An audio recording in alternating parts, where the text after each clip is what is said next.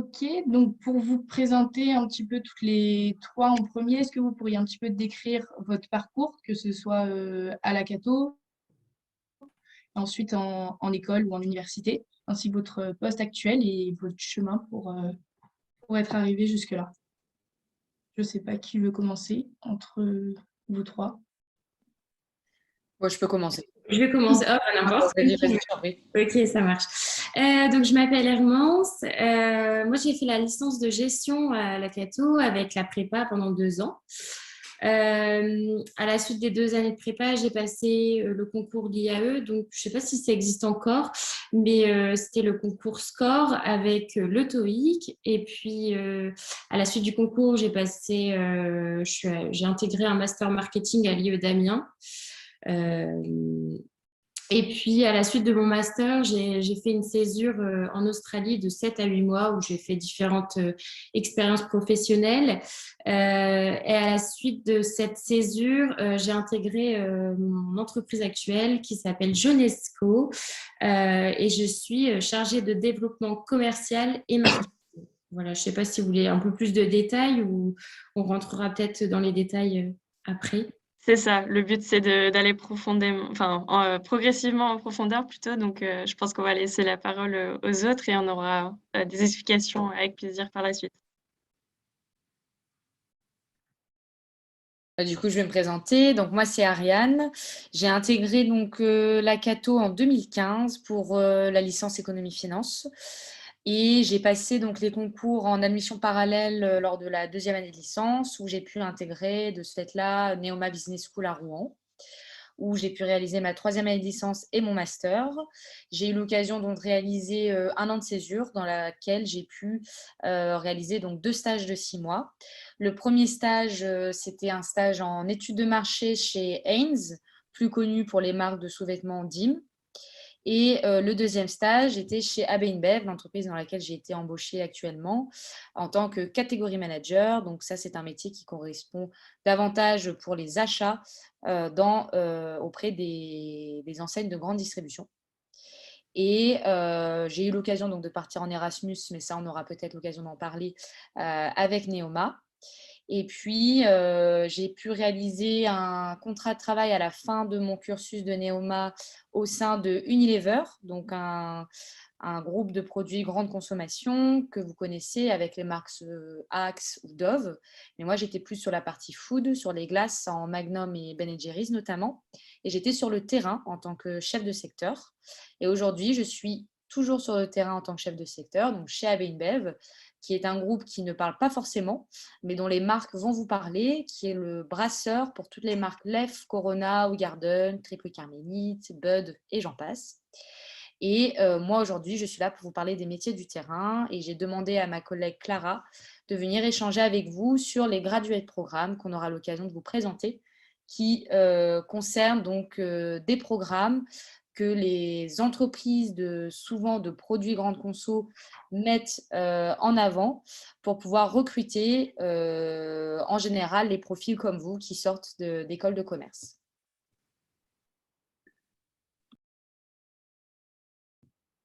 Je vais enchaîner. Du coup, je crois que je suis la dernière à intervenir. Du coup, moi, c'est Elisa Eldenberg. J'ai été, comme vous, à la Cato entre 2016 et 2018, où j'ai réalisé le double cursus, donc licence et prépa en gestion. Voilà, j'ai passé les concours Access et Tremplin. J'ai un doute si c'est encore, la même chose maintenant. Plus, j'ai postulé à l'IESEG sur dossier et où j'ai terminé à l'IESEG du coup pour le reste de mon cursus. Du coup, quand on arrive à l'IESEG, c'est une 3e année de management qui s'y passe. Ensuite, moi, ce que j'ai fait, c'est un master en marketing digital et e-commerce en alternance. Du coup, j'ai pas eu l'opportunité de pouvoir faire une césure ou de partir longtemps à l'étranger pour certaines contraintes avec l'école pour pouvoir postuler en alternance. Donc, j'ai réalisé une alternance de 2 ans chez Okaidi. Donc, je ne sais pas si tout le monde connaît, mais c'est une marque du groupe ID Kids. et j'y ai réalisé mon alternance en tant que chargée d'animation e-commerce.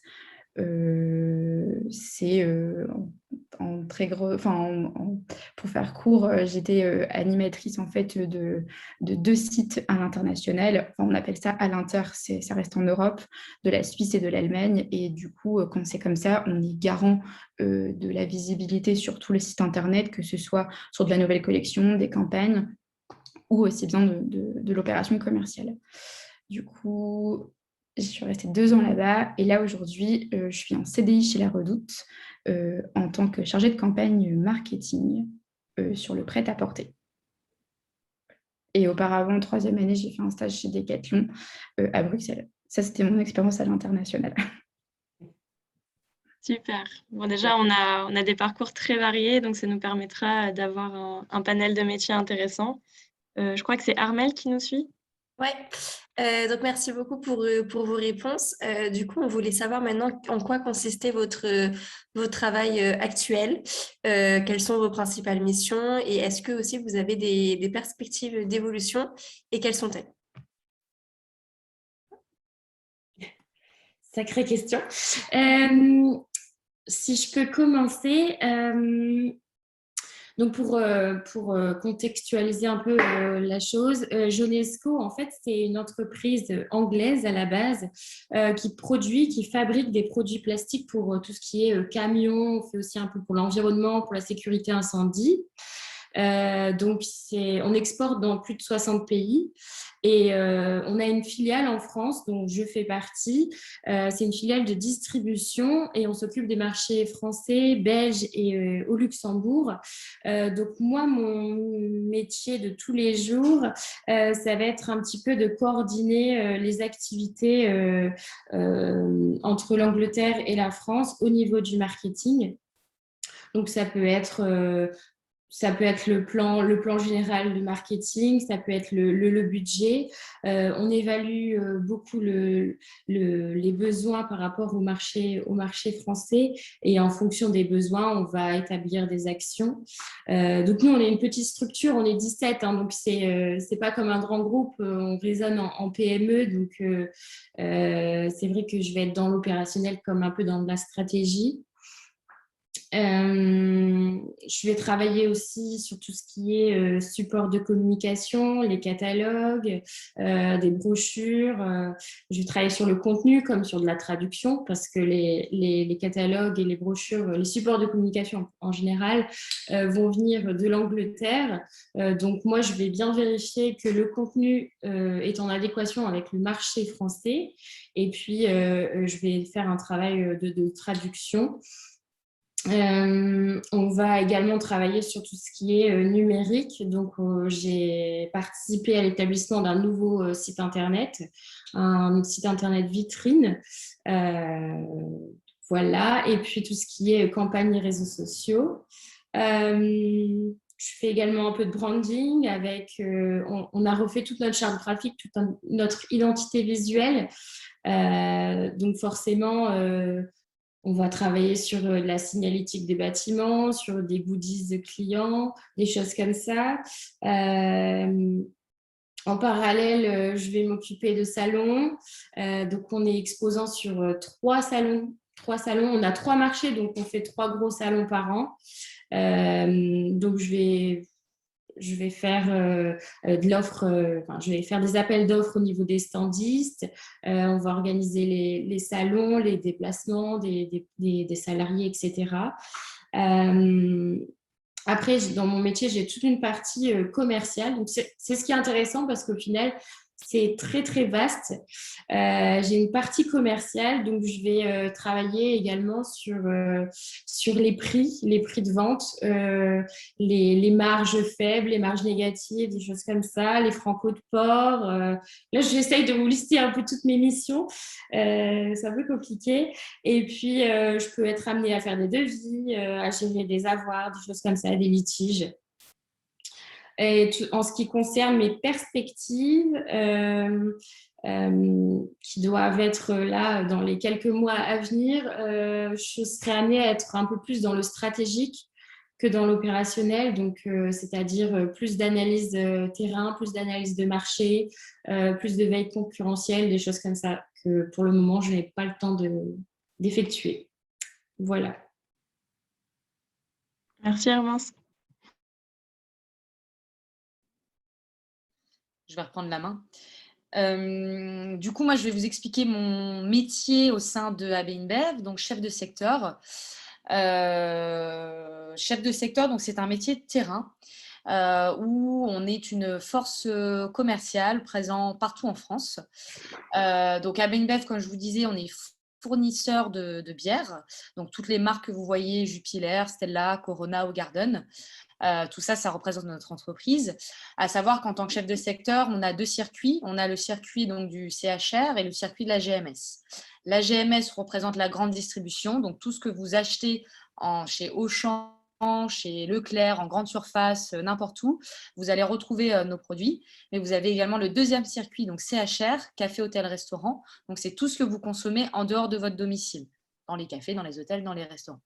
Donc moi, je suis chef de secteur dans le circuit CHR, sur le secteur de Lille. Donc tous les établissements que vous voyez avec Jupiler, Stella, Triple Carmélite, Lef et j'en passe, tout ça, c'est des établissements que je gère. L'idée, en fait, de la présence des personnes comme moi sur le terrain, en fait, il y a 2 partenariats. Le premier partenariat, ça va être avec nos distributeurs de boissons. Ce qui se passe, c'est que AB InBev, comme Coca-Cola, comme Heineken, comme tous les fournisseurs de boissons, travaillent en partenariat avec des distributeurs de boissons à qui nous, on va revendre directement nos produits. Et ces distributeurs-là sont chargés de revendre les produits auprès des clients finaux, donc les hôtels, les cafés, les restaurants. Donc moi, je vais avoir cette relation commerciale avec qui je vais devoir travailler, avec les commerciaux qui, eux, vont revendre nos produits. Donc en fait, on est vraiment sur une relation de… Voilà, on doit vraiment tisser des liens, une relation de confiance pour qu'eux, ils puissent vraiment implanter nos produits au sein des établissements. Et la deuxième relation que je vais avoir, c'est avec les établissements finaux, donc les hôtels, les cafés, les restaurants, où je vais être en lien directement avec les responsables de bar ou les patrons des établissements, où là, je vais vraiment apporter la plus-value, que ce soit en proposition de nouveaux produits, en tout ce qui est PLV, donc visibilité au sein de l'établissement, en tout ce qui est verrerie, en remise, parce qu'on a aussi l'occasion de pratiquer des remises sur les tarifs annoncés par les commerciaux. Et enfin, en soutien financier. Donc, ce qu'il faut savoir, c'est que des gros établissements, enfin des gros, petits ou moyens établissements peuvent demander des financements pour X raisons et ils vont faire appel à leurs brasseurs, puisque les brasseurs, en général, on a des budgets pour pouvoir apporter des solutions à nos établissements. Et donc, nous, en fait, on va être capable de pouvoir leur apporter un financement pour leurs demandes qui se font sur base donnée, hein, bien entendu. On ne donne pas de l'argent, des financements comme ça. Mais voilà, nous, on garantit des contrats, des prêts brasseurs qui nous permet d'avoir une garantie sur cet établissement pendant X années, donc des volumes garantis pendant X années, et qui lui permet un financement réel. Donc en fait, moi, tout simplement, pour résumer un petit peu mon métier, ça va être l'implantation des marques de bière que je vous ai citées, garantir la relation commerciale et apporter les nouveautés du marché pour faire face à la concurrence. Donc ça va être mon métier sur trois grands points. Concernant les perspectives d'évolution, donc AB InBev, c'est une entreprise, donc on est premier brasseur mondial, qui vont chercher à recruter des profils évolutifs. Donc, quand on parle de profil évolutif, c'est-à-dire qu'on va intégrer l'entreprise et en fait, on va pouvoir, tout au long de notre carrière au sein de l'entreprise, évoluer. Donc, moi, je suis pour l'instant sur un métier dit terrain et ensuite, j'aurai la possibilité d'évoluer, soit sur un métier de marketing, où on peut, par exemple, parler de chef de produit, par exemple, soit sur des métiers plus sur achat, comme je vous parlais tout à l'heure, sur les comptes clés, sur les catégories managers, soit ou tout simplement partir sur des métiers en logistique, donc en supply, ou potentiellement en RH. Puisque les entreprises comme la mienne, en fait, ils cherchent à avoir des profils qui sont capables d'aller sur le terrain pour avoir vraiment connaissance du produit, connaissance de la relation commerciale qu'on a sur le terrain, pour pouvoir ensuite évoluer et prendre des décisions en ayant en tête comment ça se passe sur le terrain. Puisque quand vous serez amené, si vous êtes amené à avoir des expériences dans des entreprises de produits grande consommation, en fait, il va toujours falloir avoir le lien entre ce qui se passe réellement sur le marché, comment on va pouvoir apporter des solutions sur le marché. Mais pour ça, les solutions qui sont prises au siège, il va falloir les mettre en place sur le terrain. Mais pour qu'il n'y ait pas de gap entre le terrain et le siège, il est primordial d'avoir cette expérience-là, ce qui explique pourquoi j'ai commencé par l'expérience terrain et les possibilités d'évolution que j'aurai plus tard dans mon entreprise.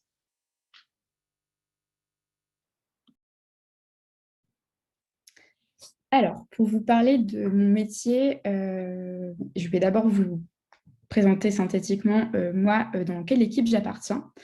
En fait, dans la Redoute, donc, il y a plusieurs, donc il y a la direction, et ensuite, il y a toutes les sous-directions. On a la sous-direction marketing, et à l'intérieur donc, de cette direction, il y a une multitude d'équipes.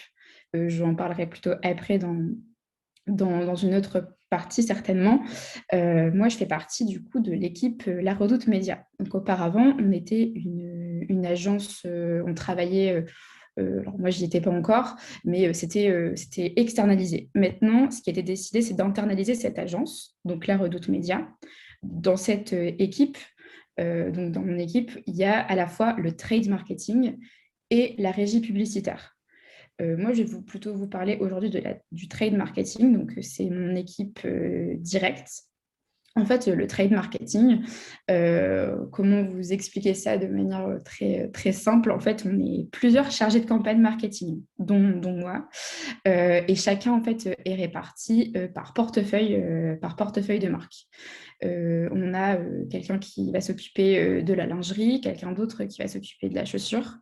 Des marques vitrines, donc ça va être des marques type Ralph Lauren, Converse ou Puma, ou voilà. Quelqu'un d'autre va s'occuper de la puériculture, de l'électroménager. Et pour en venir à moi, moi je m'occupe du prêt-à-porter hommes, femmes et enfants. Également, à savoir sur les différents types de marques qu'on trouve en fait dans le trade marketing, on a les marques internes. Donc, ça va être, si vous connaissez un petit peu, on a la Redoute intérieure, la Redoute collection et AMPM. Peut-être que AMPM, ça vous parle un peu plus. On a la marketplace. Donc, ça, pour faire très simple, c'est les marques qui sont vendues et expédiées par la marque en question. Et on a les marques externes, dont je m'occupe principalement. Les marques externes, c'est la Redoute qui va acheter des stocks auprès d'une marque, et ça va être vendu et expédié par la Redoute. Donc clairement, c'est du stock qui est dans l'entrepôt Redoute. Donc j'explique un petit peu un peu les bases.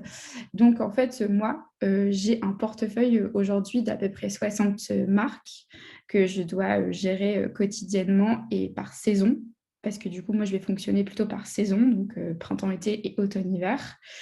Il y a des marques qui fonctionnent plutôt à l'année, mais nous, on est sur tout le prêt-à-porter. En tout cas, ça se passe comme ça. Pour vous donner quelques exemples de marques que je gère, on a du Petit Bateau, du Superdry ou encore du Petrol Industries, par exemple. Voilà. Et du coup, pour vous expliquer, par grande mission, c'est un peu compliqué, mais je peux vous expliquer un peu l'acheminement de comment se passe en fait une saison chez moi. Donc en fait, on a le chef de produit qui va me donner en fait un budget. Alors, le budget trade marketing, je ne rentre pas trop dans les détails, mais on va me donner un budget. Moi, après que j'ai eu le budget, je prends contact avec la marque. Donc, je prends le contact Superdry, par exemple, et je vais faire un rendez-vous avec cette marque-là pour connaître, en fait, sur la saison, quels sont leurs objectifs, quels sont leurs besoins, est-ce qu'ils ont des produits, des collections à mettre en avant. Et à partir, en fait, de cette base-là, moi, je vais pouvoir leur proposer un plan d'animation, qu'on appelle comme ça par saison. Donc, le plan d'animation va comprendre dedans plusieurs produits. Donc, quand je parle de produits, je vais parler des bannières qu'on va trouver sur le site. Ça va être du merchandising sponsorisé. C'est pour faire remonter les produits sur le site. Des emails, ça peut être du post Insta, de l'influence. Voilà. Ça, c'est tous les produits que nous, on vend aux marques. Et donc, en fait, selon le budget qui va m'être donné, moi, je vais proposer à la marque un plan d'animation pour couvrir ce budget-là et pour couvrir leur saison. Donc, si Superdry me dit, OK, on fait on veut juste pousser de la nouvelle collection, on veut être présent sur Black Friday, je vais proposer un plan adéquat. Donc, ça va se passer comme ça. Ensuite, dès que ça c'est acté, moi je passe à l'opérationnel. Donc, je vais mettre en place en fait toutes ces campagnes-là avec soit il y a des campagnes, enfin il y a des produits que je peux lancer moi-même, soit je me mets en relation avec les autres équipes à la Redoute, donc les autres équipes marketing. Typiquement de l'email, je suis en relation avec une autre équipe CRM qui s'occupe de ça et du ciblage. Et ensuite, à la fin du coup, de cet opérationnel, c'est le côté analyse. Donc, on va venir en fait analyser, faire un rapport, un bilan de campagne pour présenter à la marque du coup ce qui a fonctionné, ce qui n'a pas fonctionné et les perspectives, enfin, en tout cas, nous, nos recommandations pour les futures saisons. Et ensuite, enchaîne le nouveau budget pour la nouvelle saison. Voilà, j'ai un peu expliqué. C'est plus facile pour moi de vous expliquer un peu comment se passe une saison que de vous expliquer en grande ligne comment se passe mon métier. Voilà, donc ça se passe comme ça. Et au niveau des perspectives d'évolution, donc là aujourd'hui, je suis toute seule sur mon portefeuille. En perspective d'évolution, qu'est-ce qu'il pourrait y avoir? Ce serait plutôt le management du coup. Il y a possibilité en fait d'accueillir un alternant ou un stagiaire pour venir en fait supporter le côté opérationnel qui est des fois très dense. Du coup, je parlerai plutôt de cette évolution-là. Après, il est possible, j'en parlerai certainement plus tard, de s'ouvrir sur l'international. Donc, encore une fois, l'international, c'est plutôt l'Europe. Il pourrait très bien y avoir le côté de développement en fait, de cette activité trade marketing en Suisse ou en Angleterre. Voilà. Merci beaucoup, c'était une réponse très complète. Oui, merci beaucoup. Alors du coup, maintenant, la prochaine, ce qu'on voulait vous demander aussi, c'était pour vous, quelles sont les forces, enfin les principales forces qu'il faut avoir en marketing. Voilà. Les qualités nécessaires en quelque sorte pour réussir, dans ce métier. Je sais pas, je vais peut-être enchaîner, sinon je sais pas si on fait toujours le même ordre. Oui, non, n'hésitez pas à switcher, ça annule. Moi, je dirais que les forces en marketing, en tout cas pour n'importe quelle entreprise, c'est d'être toujours en fait à l'affût de toutes les nouvelles tendances. Nous, c'est ce qu'on remarque dans notre équipe, c'est que y a toujours, je veux dire, la consommation et le monde, il change tout le temps. Là, par exemple, quand je parle d'être à l'affût sur toutes les nouveautés, ça va être de faire toujours en fait cette veille en fait concurrentielle de ce qui peut se passer sur d'autres plateformes lifestyle. De nos concurrents, par exemple, ou typiquement, quand je parle de type de consommation, ça va être comment le consommateur il va consommer, donc plutôt de manière, je ne sais pas, la RSE ou de manière à consommer via, par exemple, être influencé sur les réseaux sociaux. Nous, là, on vient de lancer nos premières campagnes sur TikTok. C'était pas possible, en fait, il y a quelques temps. Moi, je dirais que c'est ça la plus grande, en tout cas, cette force qu'il faut toujours avoir. Et d'être créatif aussi. Parce qu'il faut se démarquer de la concurrence. Je rejoins carrément Elisa sur le fait concernant la veille concurrentielle.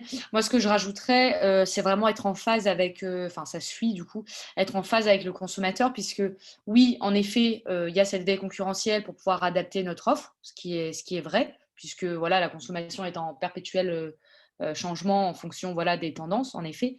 Mais surtout, quand on met au point des nouvelles tendances ou des innovations, toujours être en phase avec comment ça va se réaliser. Si je prends un exemple, par exemple, un pack de bière. Ça va parler à tout le monde. Un pack de bière, donc les 4 bouteilles de 25 centilitres, imaginons. On veut innover sur le packaging parce que développement durable, voilà, on ne veut plus utiliser de papier, pas de papier, mais de plastique ou même de carton. On se dit, OK, on voudrait maintenant un pack de bière où on tient seulement avec les doigts au niveau des bouteilles. Je ne sais pas comment expliquer, mais en gros, ce ne serait pas du plastique, mais on imagine que ce serait une petite mousse voilà, qui raccorde les 4 bouteilles, mais qu'on puisse maintenir facilement comme un pack de bière en carton. Très bien, l'idée est bonne, hein, donc on réfléchit à ça. Par contre, il faut réfléchir à tout ce qui est logistique, tout ce qui va être déplacement du produit dans les camions, sur les palettes, pour éviter la perte, pour éviter la casse. Enfin voilà, tout ça, c'est des choses à prendre en compte. Mais en fait, sans la réalité terrain, on ne peut pas réellement savoir quel est l'impact de nos décisions sur ces innovations.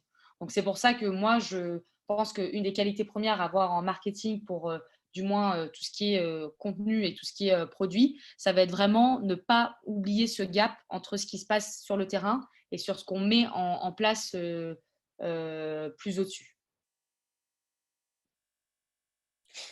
Moi, je rajouterais simplement, en tout cas, dans une petite structure, dans une PME, il faut toujours être force de persuasion parce que quand on va, OK, on va vous dire, on va proposer une action, on va dire, bah, tiens, on va faire ça, ça peut être sympa, mais forcément, ça va avoir un coût et derrière, on va vous demander qu'il y ait un profit. Donc, il faut être force de persuasion et puis bien analyser, à faire bien, je vais y arriver, bien faire un bon travail d'analyse en amont et puis être créative, avoir de la curiosité, être, moi dans mon cas, multitâche et puis toujours avoir un bon esprit d'équipe. Voilà, pour ma part. C'est bien, c'est diversifié. Je ne sais pas si Marie, tu veux enchaîner sur les évolutions. Je me dis qu'on pourrait peut-être. Donc, alors, en fait, pour les étudiants qui sont arrivés entre deux, parce qu'on a maintenant près de 45 personnes, ça fluctue, mais donc, on a déjà un beau public. On avait pensé faire une partie questions-réponses aussi pendant l'interview, donc après le passage de Clara, qui nous fera une petite présentation sur le graduate programme. Et on s'était dit que du coup, les questions qui rentraient un petit peu plus en profondeur, on pourrait les poser aussi après celles des étudiants. Celle qui serait intéressante, peut-être la dernière, mais qui rejoint un peu ce que vous venez de dire, c'est quels seraient les conseils que vous donnerez à des jeunes qui souhaiteraient se lancer dans le marketing? Il n'y a pas besoin que ce soit une longue réponse, mais qu'est-ce que vous auriez aimé entendre à l'époque, vous, quand vous êtes lancé là-dedans? Et puis ensuite, peut-être qu'on peut entendre Clara et passer à des questions peut-être par la suite, si ça convient à tout le monde. Moi, je dirais d'être toujours au courant, pas forcément de l'actualité, effectivement, mais de savoir en fait ce qui se passe dans les nouvelles tendances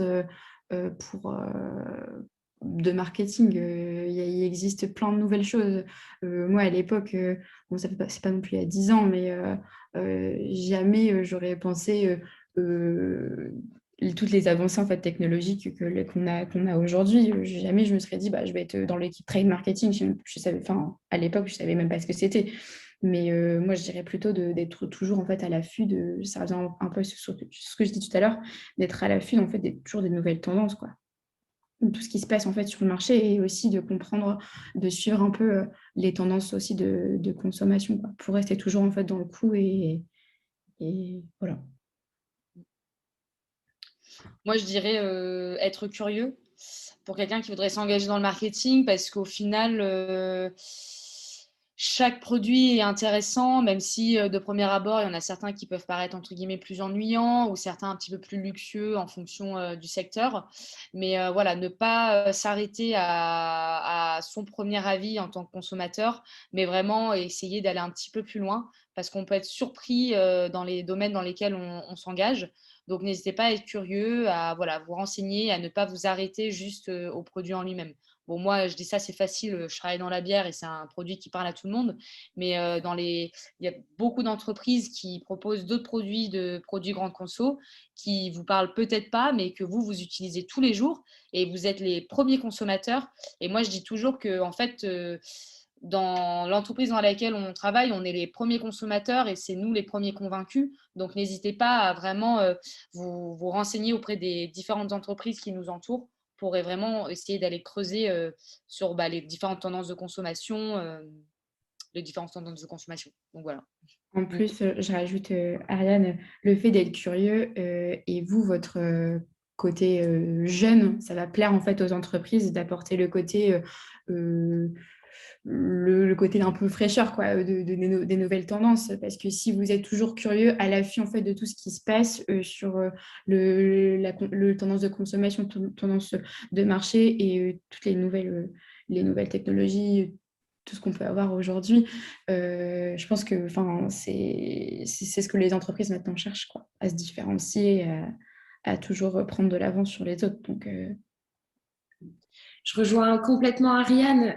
Moi, si on m'avait dit il y a 5 ans, voilà, tu vas travailler dans une entreprise qui vend des garde-boue pour les camions, j'aurais dit, mais vous allez où là?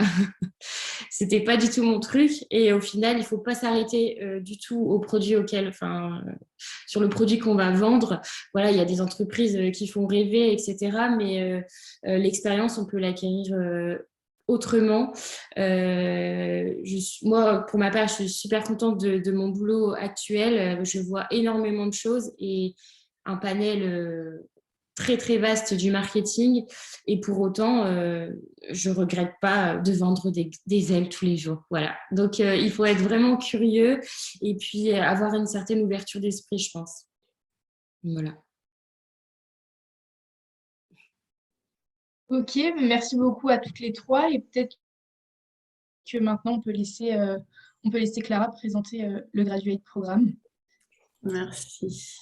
Après, il y aura une question, il y a une question aussi après, je pense, pour Ariane. On s'était dit qu'on pourrait répondre aux questions après, justement faire un temps questions-réponses avec toutes les questions, à la fois sur le Graduate Programme s'il y en a, et sur les autres. Mais en tout cas, n'hésitez pas à mettre toutes vos questions dans le chat. Ouais, exactement. N'hésitez pas à préparer maintenant Oui, avec tout ce que vous avez entendu vos questions et ça reviendra juste par la suite. Ok. Normalement, vous voyez mon écran. Oui, c'est nickel. Yes. Parfait. Donc, très vite. Je voulais juste commencer, s'il y a moyen aussi d'utiliser cette box, cette chat. Je voulais juste un peu un petit quiz pour savoir si vous connaissez nos bières, parce que comme l'a mentionné Ariane, on est un groupe, mais on représente plutôt des bières connues. Donc voilà, très vite, c'est la première bière que je voudrais savoir si vous la connaissez. Elle est brassée à Saint-Louis au Missouri, pardon. C'est connu comme le roi des bières depuis 1898 et on va dire une pub marketing justement qui a été très connue pour What's Up. Donc, est-ce qu'il y en a qui connaissent par hasard de quelle bière je parle? Est-ce qu'il y en a qui veulent se lancer soit en enlevant le micro ou en écrivant directement? Personnellement, j'aurais peut-être dit la Bud Light, mais je ne suis pas sûre de La moi. Bud Light, ok. Alors, c'est la Bud, bien joué. Je vois pas les conversations, donc j'arrive pas à voir les messages, mais du coup, s'il y a des gens, bravo. Ouais, il y a Ensuite, la quelqu'un qui arrive. prochaine, c'est une Mexican Lager, donc une bière blonde mexicaine. Et alors, il y a un logo représentatif qui représente le soleil se couchant sur la mer, et souvent, on le sert avec un quartier de citron vert. Est-ce qu'il y en a d'entre vous qui savent de quelle bière je parle? On peut faire soit aligné Il y ou a non. quelqu'un qui a répondu Corona. Elisa, elle a Ouais, dit on la a Corona. pensé à la Corona, ouais. Très bien, nickel. Et la dernière, un peu plus, on va voir si vous connaissez bien vos bières. Donc, c'est brassé à l'origine à Louvain, en Belgique. Elle est toujours brassée à Louvain depuis. Son nom commence sur un nom latin et elle est présentée dans un calice et non dans un verre. Est-ce qu'il y en a qui ont une idée? Ça serait pas la Delirium? Ah non, c'est pas chez nous. Il y a Emma qui propose Stella. Bravo Emma, voilà. Donc, voilà un peu les 3 bières phares, on va dire, dans notre portfolio. C'est des marques qui sont connues dans le monde entier et du coup, je me présente. Moi, c'est Clara et je travaille pour ces 3 bières et pas que. Je suis en tant que Global Management Trainee, donc je vais vous en parler. Donc, ma bière préférée, c'est la Corona. À Lille, ça marche moins bien, je pense, mais c'est très bon avec un coucher du soleil. Donc, j'ai fait des expériences dans le marketing aussi pour Schwarzkopf dans la coloration de cheveux. Donc, j'étais pas blonde, je suis devenue blonde. J'ai fait aussi des stages chez Coca-Cola en Revenue Growth Management, c'est aussi en marketing. Et l'éducation, moi, j'ai fait une école en Angleterre et une école à Paris. Et maintenant, j'ai commencé depuis mi-août à AB InBev et j'ai rejoint Ariane. Du coup, un peu nos programmes. Donc, on en a 2 qui sont spécifiques à la France et 2 un peu plus Europe. Les 2 premiers vont être spécifiques au marketing. Donc, enfin, pas spécifiques, mais peuvent vous amener au marketing en France très vite. Donc, le premier, c'est celui que je fais. Donc, ça s'appelle un Global Management Traineeship. Donc, c'est GMT. Et en fait, vous êtes immersé dans le monde des affaires. Vous allez trouver l'occasion de travailler sur des projets qu'on peut dire réels, même en tant que trainee. Et on va dire, ça accélère les carrières des diplômés universitaires, soit les plus brillants, les plus motivés surtout, et les plus intéressés par nos bières. C'est sur une rotation de 12 mois et ça vous offre une exposition en fait approfondie sur les opérations qui sont commerciales et à nos projets mondiaux, donc pas que France. Et vous travaillez sur des projets réels, que ce soit dans les ventes, dans le commerce, dans l'approvisionnement, les opérations, les solutions et dans le futur, le marketing. Et vous travaillez en fait avec une équipe d'innovation qui en fait va vous aider à exercer un peu vos muscles créatifs dont on parlait là dernièrement, tout en apprenant ce qu'il faut lancer pour une nouvelle idée. C'est crucial pour le marketing. Et c'est possible de le faire pas qu'en France, vous pouvez aussi participer en Belgique, aux Pays-Bas, en Allemagne, aux îles Canaries, en Italie, au Royaume-Uni et bien sûr en France, à Paris. Ensuite, on a ce qu'on appelle le MVP, donc Market Visionaries Program. Donc, c'est un sales programme, donc c'est dans la vente. Et en fait, c'est un peu comme ce qu'a décrit Ariane et ce qu'elle fait, c'est que vous êtes sur le terrain et vous apprenez un peu tout ce qui concerne le terrain. Donc, le programme, c'est de la vente ultime, c'est sur 18 mois. Vous montrez un peu vos compétences, vous apprenez le métier à la dure, on va dire. Vous prenez le contrôle vous-même. Alors, vous venez de sortir d'école et en fait, on vous fait confiance et on vous laisse faire votre projet. Et on vous laisse obtenir des résultats. Et vous rencontrez des clients face à face, vous créez des nouvelles voies de vente pour nos marques en première ligne de nos activités. Donc, c'est souvent en off-trade. Donc, c'est ce qu'expliquait Ariane, c'est pour Auchan, Carrefour, Intermarché, voilà. Et vous allez en fait travailler là-dessus pour essayer de maximiser la visibilité de nos marques, développer vos ventes, vos portefeuilles et augmenter le volume des ventes. Si possible, ce serait cool.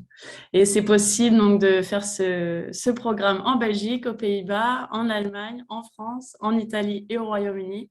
On n'a pas les îles Canaries, désolé. Et après, donc ces 2-là, c'est ceux qui sont, on va dire, available en France. Après, vous en avez 2 autres si vous êtes intéressé pour un truc un peu plus global. Vous avez la Supply Management Traineeship, donc SMT. Il y a beaucoup de SMT, GMT, voilà. Mais donc ça, c'est en fait, vous allez tout apprendre sur ce que c'est de travailler dans les brasseries. Donc ça va plus être focalisé en Belgique, aux Pays-Bas, en Allemagne, aux îles Canaries et au Royaume-Uni. Et en fait, vous allez apprendre tout sur le brassage, l'emballage, la livraison, et ça vous permet d'avoir une idée un peu globale avant d'arriver, par exemple, dans un travail de marketing. Et l'accent s'est mis surtout sur l'amélioration du processus, l'efficacité de nos brasseries, de notre chaîne logistique et d'approvisionnement. Et avec ça en tête, vous pouvez l'amener dans le futur et revenir au siège et travailler. Après, vous avez aussi le Fast Track Leadership Program, donc c'est FTL, le dernier. Donc ça, c'est, oula, excusez-moi. Voilà, le Fast Track Leadership Program. Donc ça, c'est votre chance un peu de prendre la voie rapide pour devenir l'un de nos futurs dirigeants. C'est disponible en Belgique, aux Pays-Bas, en Allemagne, en France, en Italie, au Royaume-Uni. Mais là, ça a été un peu plus spécifique parce qu'on a décidé de tout amener à Prague, en République tchèque. Et en fait, ça révèle des compétences qui se cachent derrière le brassage, le brassage, la vente de nos bières. Et vous allez examiner comment tous les secteurs de notre entreprise sont essentiels au succès de nos produits. Et donc, en 12 mois, vous pouvez devenir chef d'équipe, vous pouvez développer des compétences techniques pour façonner un peu l'avenir de notre organisation. Donc, c'est 2 rotations à Prague. Et si vous réussissez les 2, vous pourrez accéder directement au sommet en dirigeant votre propre équipe ou processus dans notre entreprise. Et donc, voilà un peu les différents programmes.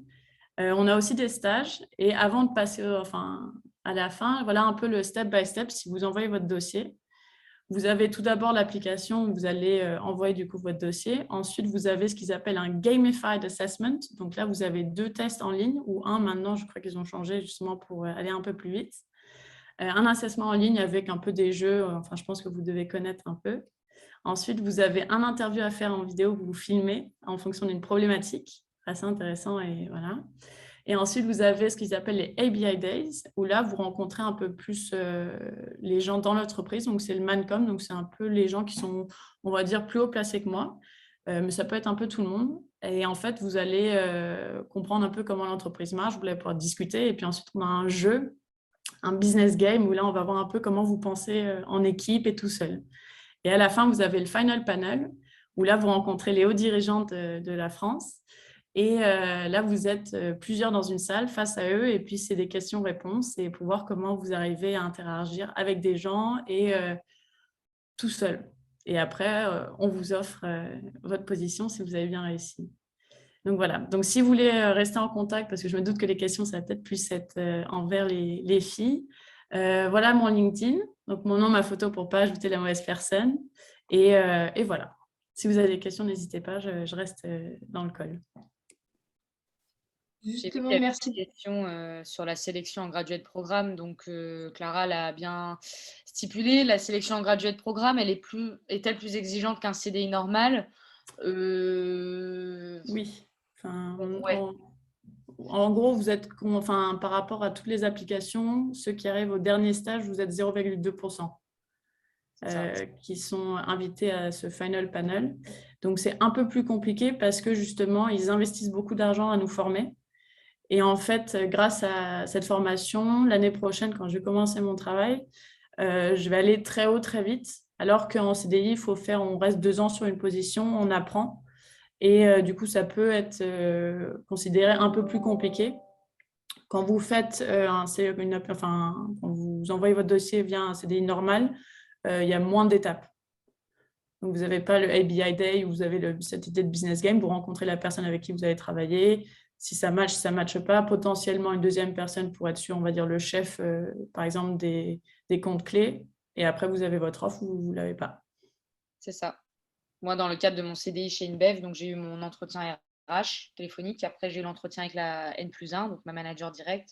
Et ensuite, l'entretien avec ma N+2, la directrice de mon département.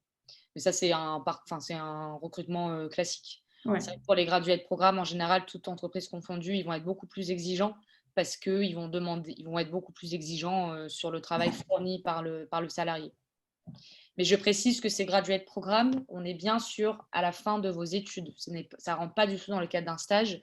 Ici, ils demandent quand on postule pour ce type de programme, ils demandent un grand maximum d'1 an ou 2 ans d'expérience professionnelle, maximum, pardon. Ou même 0, hein, ça marche très bien aussi. Mais ce n'est pas pour les personnes qui ne sont pas diplômées, ni même les personnes qui ont déjà 10 ans d'expérience. Ouais. Donc souvent, ce sera pour, si vous venez de finir votre diplôme, vous envoyez, vous postulez, voilà. C'est ça. Il y avait une question sur l'inflation. Je ne sais pas si vous voulez qu'on passe aux questions tout de suite. Ouais, peut-être qu'on peut passer aux questions. Et justement, Ariane, je ne sais pas si vous avez envie de répondre à la première question. Je pense que, donc, est-ce que vous... Je vais peut-être relire la question. Vous qui êtes sur le terrain, vous ressentez que le consommateur devient frileux à consommer à cause de l'inflation et de ce qui se passe en ce moment? Ou alors, est-ce que vos estimations pour vos campagnes de Q4 sont encourageantes? Ça, je pense que chacune d'entre nous, on va pouvoir y répondre, parce qu'on est directement concerné. Pour ma paroisse, du coup, oui, on ressent le taux d'inflation. Ce qu'il faut savoir, c'est que forcément, qui dit taux d'inflation va y avoir comment on peut dire ça, des conséquences sur le prix d'achat. Nous, brasseurs, on a annoncé notre hausse tarifaire en tant que fournisseur.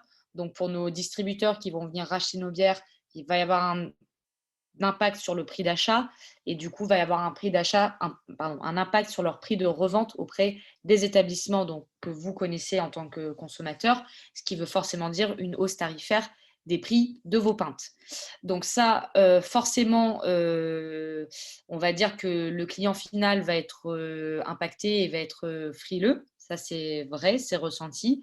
Après, ce qu'il faut savoir, c'est qu'on n'est pas les seuls à augmenter nos prix d'achat. C'est assez généralisé. Donc maintenant, c'est à voir comment vous, consommateurs, vous allez décider de consommer vos bières à la Faluche ou autre, parce qu'au final, votre budget va être limité, que ce soit l'étudiant ou bien le jeune actif. le budget va être vite limité parce que forcément, les factures vont augmenter. Donc oui, on va commencer à ressentir cet impact. Maintenant, nous, là, on parle de Q4. Q4 vient tout juste de commencer. Donc pour l'instant, j'avoue que moi, je n'ai pas trop d'estimation à donner dessus. Mais voilà, l'hausse tarifaire a été déclarée auprès de nos distributeurs et on commence tout juste à facturer auprès des établissements finaux. Donc pour l'instant, je n'ai pas trop de retour à faire sur Q4, mais en tout cas, oui, le consommateur final est frileux sur cette hausse tarifaire, ça c'est sûr.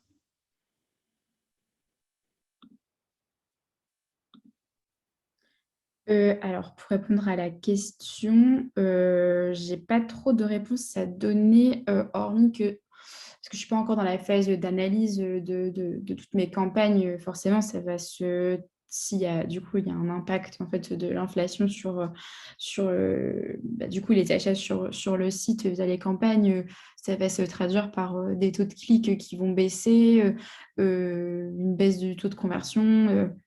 Nous, enfin en tout cas de mon côté, ça va se traduire comme ça. Pour le moment, j'ai pas la réponse à la question, mais c'est vrai que je pense que c'est un peu le ressenti chez beaucoup d'enseignes, mais on a quand même une baisse de trafic sur notre site internet. Donc, du coup, nous, ça va se traduire comme ça. Et du coup, une baisse de chiffre d'affaires. Et pour nous, notre impact avec le contexte actuel, ce sera plus au niveau de l'inflation de l'énergie, au niveau du gaz. Donc en fait, nos produits sont fabriqués c'est du plastique fondu, donc par des flammes, donc du gaz. Donc on va chercher à amener de nouvelles techniques de production. Donc tout ça, ça va avoir un coût qu'on va devoir répercuter forcément sur nos clients. Donc oui, ils sont frileux et en même temps, on essaye d'avoir un juste milieu et de pas trop les augmenter, de pas trop les répercuter. On essaye de faire au mieux pour avoir une relation gagnant-gagnant. Et puis, au niveau des estimations du dernier trimestre, c'est vrai qu'on est qu'au début, mais pour nous, ça va. Voilà. Pour nous, les chiffres sont bien et on arrive à gagner des parts de marché parce que justement, on n'augmente pas nos clients d'une manière exponentielle. Voilà. Merci beaucoup pour vos réponses. Il y a Mathilde qui vous demande comment voyez-vous les besoins des clients, par quel type de sondage généralement? Nous, les besoins des clients, c'est surtout lors des visites clientèle par nos commerciaux. Après, il m'est arrivé de faire des sondages. J'utilise personnellement Surveille Planète, qui est pas mal. Voilà. Moi, à mon échelle, ça va être, voilà, comme l'a dit Hermance, en tant que commercial, du coup, c'est vraiment la visite au sein de mes établissements.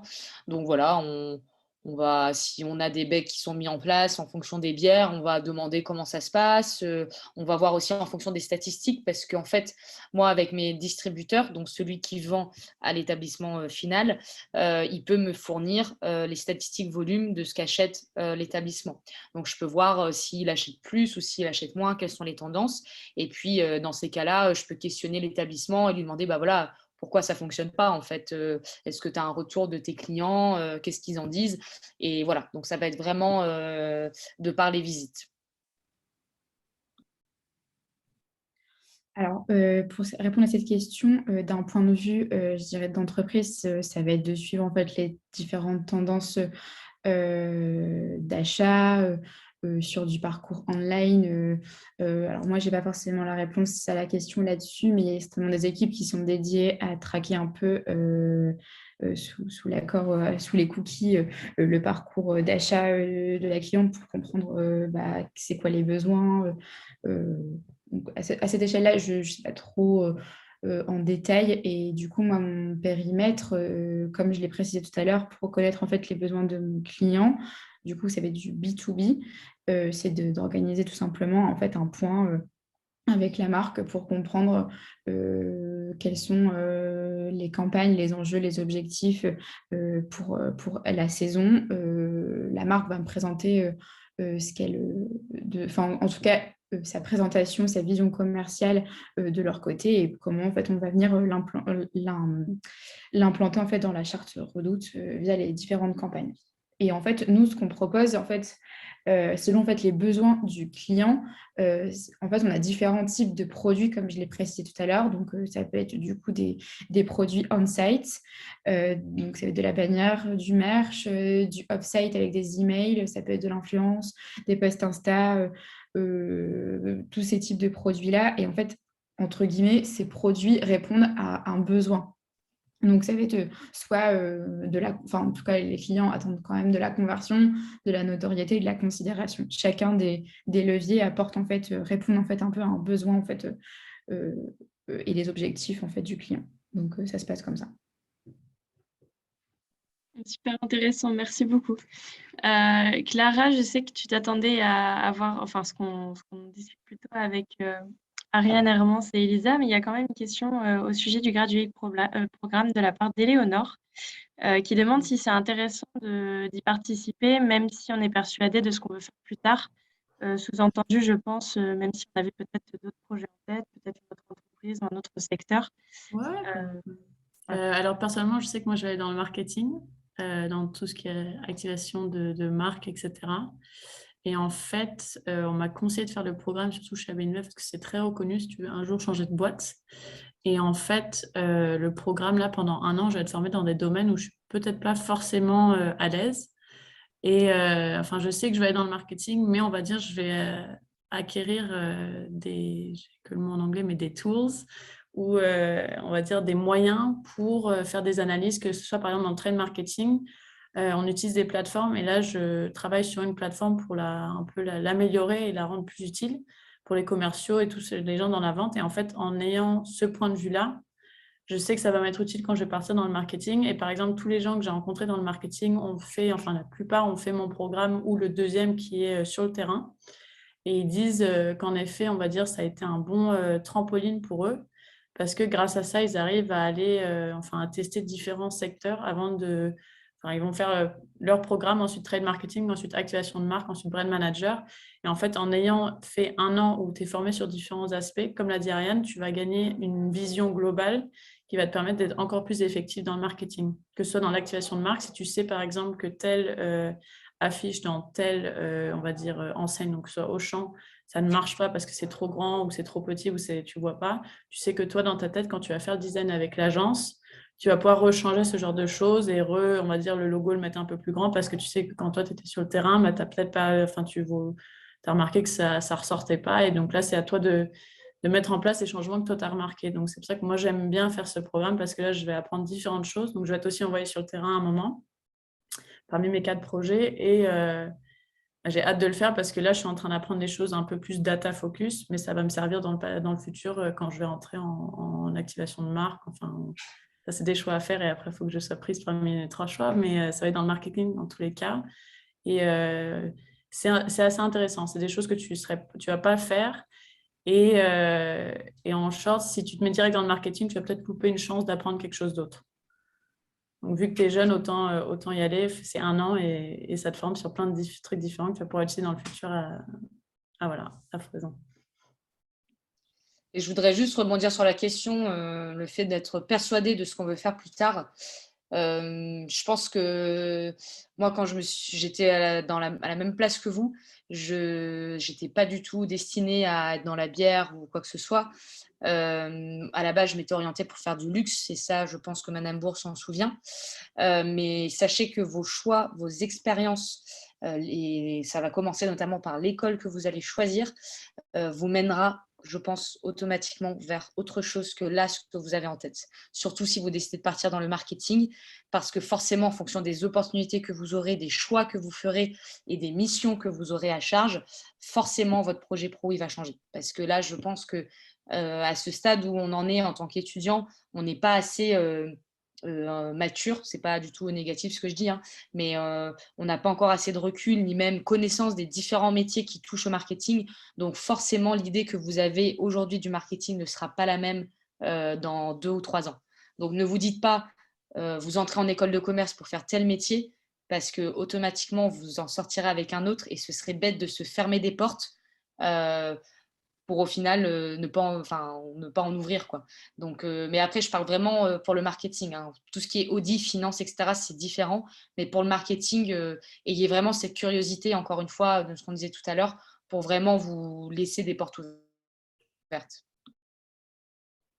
Complètement. Il y a tellement de nouveaux postes en fait qui se créent.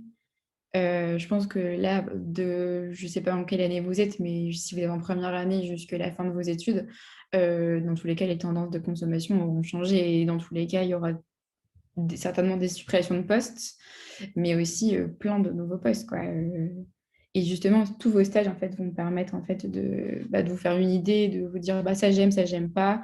Et aussi, au-delà de... En fait, il y a plein de choses à prendre en considération, hein. Il y a l'entreprise, si vous êtes plutôt appétent à travailler pour un produit, pour un autre, la taille de l'entreprise. Franchement, on a beau dire ce qu'on veut, les valeurs de l'entreprise, c'est hyper important dans le milieu dans lequel vous allez évoluer et pour après évoluer quoi, dans votre métier, quoi. Ok, merci beaucoup pour vos réponses. Alors du coup, c'est bientôt la fin, mais il restait juste dans le chat une question qui était intéressante. Donc voilà, on peut finir avec une dernière question. C'est quelle est la partie que vous préférez toute dans votre métier? C'est Inès qui demande ça. Je vais commencer. Moi, ce que j'aime bien, alors j'aime bien plein de trucs dans mon métier. Je dirais déjà que c'est au-delà de l'entreprise qui me plaît énormément. Je dirais que le poste, il est complet par rapport à... Alors, j'ai beaucoup aimé mon alternance, mais qui était davantage opérationnelle sur le poste de chargé d'animation e-commerce. Là, ce qui est intéressant, c'est qu'on va avoir toujours de l'opérationnel qui va prendre une grosse partie en fait, de notre temps. Mais ce qui est intéressant, c'est le côté aussi relationnel, d'être en relation du coup avec les différentes marques, sachant de ce que j'aime bien également, c'est que en fait, d'une marque à une autre, les besoins ne sont pas forcément les mêmes, les interlocuteurs ne sont pas du tout les mêmes en l'occurrence, mais c'est pas toujours en fait la routine. Il y a le côté, c'est pas la même chose tous les jours. C'est pas les mêmes campagnes, c'est pas les mêmes produits.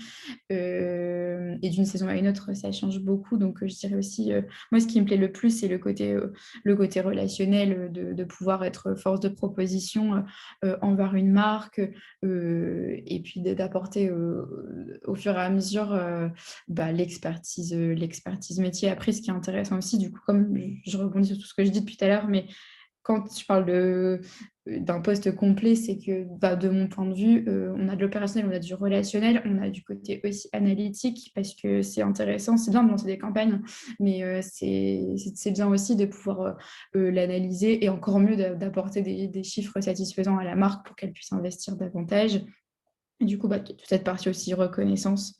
Moi, je dirais ça. Et aussi, ce qui est hyper intéressant, c'est que nous, du coup, à la Redoute Média, ce qui est cool, c'est que, je reprends un peu ce que je disais tout à l'heure, mais on est toujours à l'affût en fait, de nouvelles tendances. Donc, en fait, chaque saison, on essaye en fait, de proposer de nouveaux produits en fait, à nos clients et de suivre un peu les nouvelles tendances.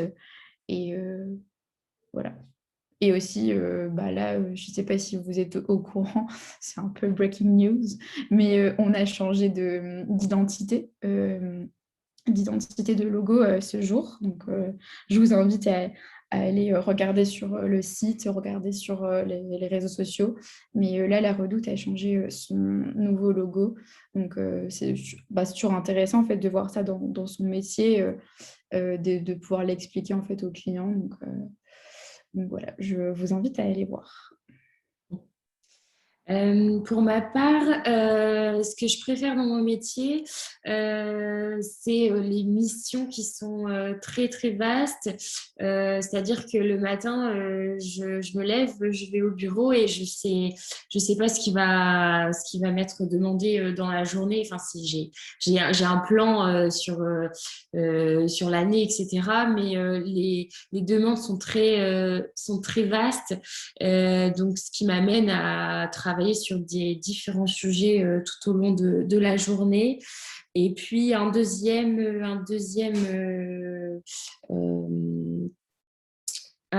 point, c'est vraiment le relationnel que l'on essaye d'entretenir avec nos clients et moi avec les différents prestataires, les standistes, les imprimeurs, les fournisseurs comme ça. C'est vraiment super important et c'est ce que j'adore tous les jours, voilà, pour ma part. Moi, du coup, ça va être deux choses pour ne pas tout citer. Donc, la première, c'est la relation avec les clients finaux, donc les responsables ou les gérants des établissements que vous avez l'habitude de fréquenter. Parce qu'en fait, moi, je travaille avec des indépendants. Donc, en fait, par exemple, le propriétaire de La Faluche, pour ne pas citer, que vous connaissez du coup, c'est un indépendant, donc c'est quelqu'un qui a montré son business. Comme vous et moi, on pourrait monter un business. Bah, tout simplement, moi, je suis un grand groupe, je suis un grand brasseur qui vient aider des petites entreprises avec les moyens que j'ai. Et ça, je trouve ça que c'est hyper gratifiant parce qu'en fait, on les aide à développer leur business, que ce soit en financement ou en visibilité. Et donc, moi, personnellement, à titre perso, je trouve ça hyper cool de me dire que voilà, j'agis à l'échelle locale de la ville et auprès des indépendants. Et la deuxième chose aussi que j'aime dans mon métier, c'est de voir vivre les produits de mon entreprise, donc de AB InBev. C'est toujours gratifiant de voir des nouveaux établissements sur l'île, qui est une ville qui bouge beaucoup, qui s'ouvre et qui mettent en avant nos beaux produits qui sont, qui ont vraiment qui sont de belle qualité et qui sont connus dans tous les pays du monde. Donc voilà, moi, c'est les deux points que j'apprécie vraiment dans mon métier actuellement. Super, merci beaucoup pour votre réponse. Je pense qu'on a fait à peu près le tour. Il est 20h36, on a un peu dépassé. Merci en tout cas à toutes les quatre d'avoir participé et d'avoir accepté d'intervenir lors de cette conférence. Je pense que ça a bien aiguillé les étudiants, et on l'espère, sur leurs projets professionnels. Et merci également à tous les étudiants qui ont suivi la conférence. N'hésitez pas à nous suivre sur notre compte Instagram Prévalumni tout accroché, où on mettra toutes les informations pour nos prochains Alumni Talk. Donc, il y en aura normalement encore 2 à ce semestre. Normalement, un sur la finance et un autre qui aura lieu bientôt. Voilà, et au semestre d'après, normalement, on s'occupera plus des écoles, interviewer des étudiants qui présenteront leur programme dans les écoles. Voilà, un grand merci à tous. Je rajoute en plus d'Apolline qu'on essaiera de faire des petits montages vidéo pour pouvoir poster les moments forts de la réunion et pour les étudiants qui n'ont pas pu y assister, avoir un petit retour et pourquoi pas aussi faire des petits posts pour venir approfondir certaines notions ou des définitions qui ont été données par les intervenantes et qui ne sont pas forcément évidentes pour les L1 et qui apprendront donc des choses supplémentaires. De dire aussi que tous ceux qui ont participé à la réunion et qui souhaitent discuter avec les intervenants, de surtout pas hésiter à leur envoyer un petit mail ou à les contacter sur LinkedIn. Elles sont très sympathiques. Et voilà, de les remercier encore une fois d'avoir participé, comme le dit Apo. Merci à vous. Et je rejoins Marie, du coup. N'hésitez pas, je parle au nom de Hermance et de sur LinkedIn aussi, vous avez des questions ou si vous êtes un petit peu timide aussi, les questions vous viennent après, n'hésitez pas. Voilà, merci beaucoup aux organisateurs de cette petite conférence.